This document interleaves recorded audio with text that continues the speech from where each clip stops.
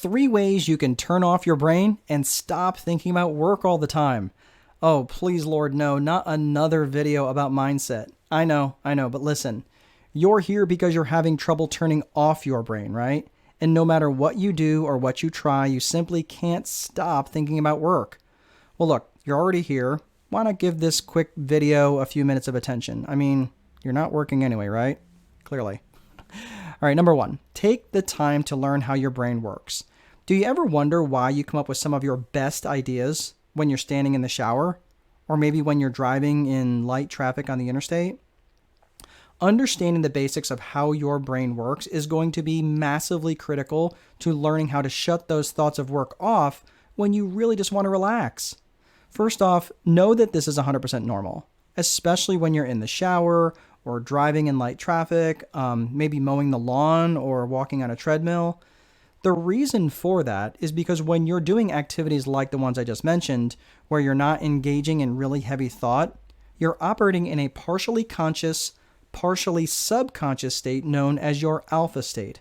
Think of your alpha state almost like a daydreaming state, where you're accessing your subconscious brain. And it's in that state where most of your ideas come from.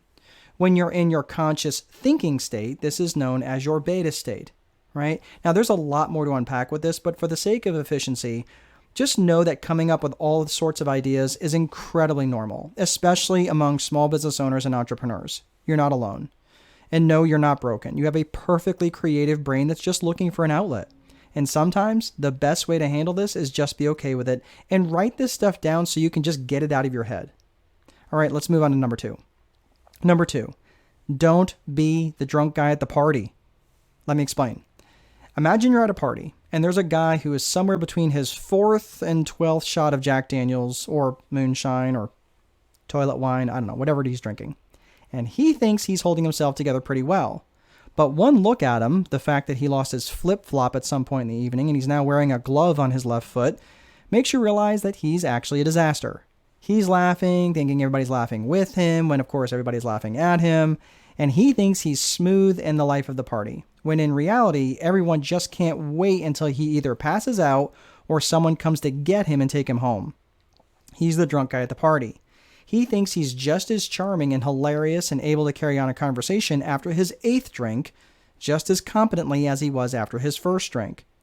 This is what I often experience as a small business owner. At my lowest point, I was in the real estate business very much trying to still get things off the ground, and it was an absolute grind. I was putting in really long hours, 18, 20, sometimes 22 hours at a time. The fact that I thought, after working a 20-something hour workday, that I was as effective at my job as I was after the 1st hour, that's a joke. I mean, I was the metaphorical drunk guy at the party. I had to learn when to cut myself off. I had to learn some self-awareness and some self-regulation. Part of learning how to use my brain is learning how to develop emotional intelligence. And how to do that is beyond the scope of this video, but there are 5 key elements to EI, which are self-awareness, self-regulation, motivation, empathy, and social skills. We are going to focus on the first 2 for right now. Being self-aware is pretty self-explanatory. Again, you've listened up to this point because you know you have a problem with work-life balance. So you know you're working too much and you can't turn your brain off. Great. You're self-aware. Now what? Well, that's where the self-regulation piece comes in. If you think you're as effective after working your 20th hour as you are your 1st hour, you're only kidding yourself. This is why things like bookkeeping and accounting often get ignored, by the way. You might say things like, well, I got more money in my bank account this month than last month. I must be doing okay, right? If you say this, don't feel bad. I have, as much as I hate to admit it, I often said the same thing. And honestly, if it makes you feel better, I have an accounting degree. I have no excuse. Learning to self-regulate is a crucial skill, especially if you're hoping to be successful as a small business owner who isn't being run by their business. You have to learn to operate within 2 constraints, time and workspace. Let's talk about time first. Just because you're awake does not mean that you should be spending it on work or thinking about work. I get it. For most small business owners, the default setting is set to work. While this is necessary in the early days, particularly when you're trying to get the operation up and going, if you never define other activities outside of work, you'll always find something else to work on, even if it's work that's not the highest and best use of your time. To take this a step further, give yourself a time constraint on the 5 most important tasks that you simply must get done that day. Then commit to working only those tasks, and they simply must be done within a set period of time. Say starting at 8:30 and being done by 4 p.m., giving yourself 45 minutes for lunch, and say a 10 to 15 minute breaks every hour. Look, you're thinking, well, that's impossible. Well, think of when you did a term paper. Most people did the term paper when? The night before. It's the same thing. You're taking advantage of something called Parkinson's Law, where you're actually using a very narrow time to get the work done that you actually need to get done. Look, if you don't need those 10 to 15 minute breaks every hour, then fine, don't take them. But thinking that you can mentally sprint for 8 to 10 to 12 straight hours, day after day, every day, week on week, isn't practical, and it's certainly not sustainable. Again, only the drunk guy at the party thinks he can do this. Listen, once work is done, it's done. You simply have to take time off and learn to work within a self-constrained period of time. For the first few days, you're going to struggle, and you're going to feel like you're forgetting to do things, and don't be surprised if you do. Give yourself some grace. I know, as an entrepreneur, giving ourselves grace is not a skill that's familiar. But whatever it was that you forgot, simply write it down. Prioritize those items for some time in the future and move on. You might even have a freak out episode where you have a binge work session in the middle of the night. Look, it's going to take time. You didn't get here overnight. You're not going to fix it overnight. But what you're going to notice, as you start to remove toxicity from your life, chaos stops looking like excitement, and peace stops looking like boredom. But you don't understand, coach. I have so much to do. I get it. I really do. But listen, out of the hundreds of people that I have coached throughout the years, not in one single case could someone honestly tell me that every single task that they were doing was a 10 out of 10, that every single task was mission critical. Look, you got to quit lying to yourself. Whittle down your list to the 5 most important things that move the needle towards your goals and your vision. Look, there's a lot more to unpack with this, but this right here is a great start.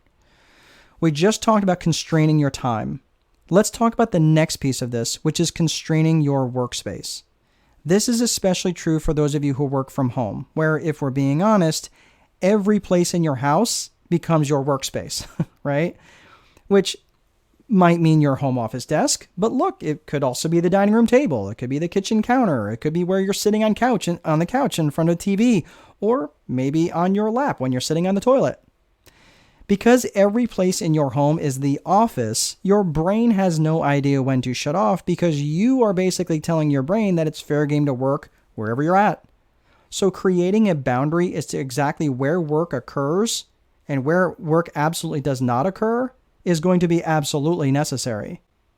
I used to have an office in my house, which I gave up when I bought my office building, which is only about 7 minutes from my house. A few years later, we moved to a smaller house, which suited us a lot better for a lot of different reasons. But at the time, there was only 4 of us, me, my bride, and our 2 teenage sons. Feeling guilty because I really didn't have a space of my own in our house, my bride created a little office for me in a room that we weren't using. And although I appreciated the effort, I hated it. I didn't like the idea of going back to combining my work life and my home life at all, because I knew the slippery slope that this would start down. Look, I still don't have a room of my own, which is totally okay, because it was about a year or so later that we decided to expand our family, and now that room is being used for our infant daughter. A way better use of that room, if you ask me. All right, so number 3. You got to get really clear as to why you're doing this all for in the first place. I often get on calls with folks who are running a small business who have many of the same struggles. They struggle with things like procrastination, seeking perfection, right? Doing the unimportant, which is also known as action faking, when you're rescuing other people, or having a bad relationship with time, or having a bad relationship with money. Look, I offer free strategy sessions from time to time with small business owners who are looking for help. And the calls all generally start out the same. I ask them what they have going on with their life, and they start by telling me what business they're in and what sort of struggles they have with one or more of the above problems that I listed. By the way, there's a bunch more self-sabotaging behaviors, but I shortened the list just for the sake of brevity. They start by telling me everything they're doing. And for some unknown reason, they just can't seem to stay motivated, or the fact they struggle with procrastination, or they can't seem to ever turn off their brains and simply stop thinking about work. Look, these are all very, very busy individuals. At some point in the call, usually after a few minutes, I'll stop and ask them what they're hoping to accomplish with all this activity. To which the reply is something like, well, I really want to get 100 more clients, or I really want to hit 5 million in sales, or I really want to flip 50 houses this year, or whatever.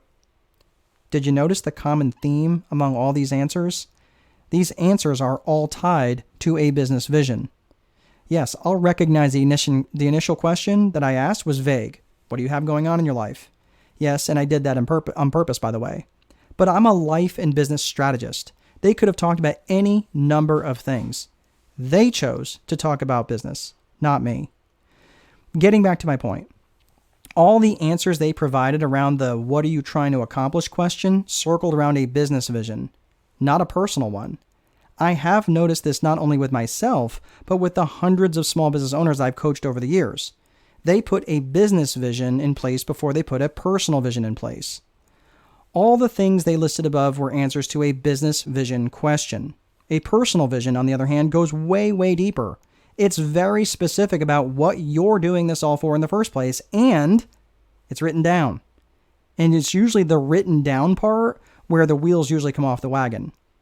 Writing down your personal vision is going to be one of the most important things you can do as a business owner. And here's why. For most business owners, creating a business vision is rather easy. But here's an important point, and I want you to pay attention to this. When you create a business vision, before you create a personal vision, you end up creating a life that exists to serve the business. Look, I'm not saying that business vision is irrelevant. It just can't come first. So take the time to get really clear as to what you want your life to look like if you didn't have to worry about income generation. Get really specific. Go much deeper than simply your why, and look at all the aspects of your life and look at the relationships that are important to you. Define what is important to you and how you'd like those relationships to be. Then, and here's the kicker, write them down. A word of caution.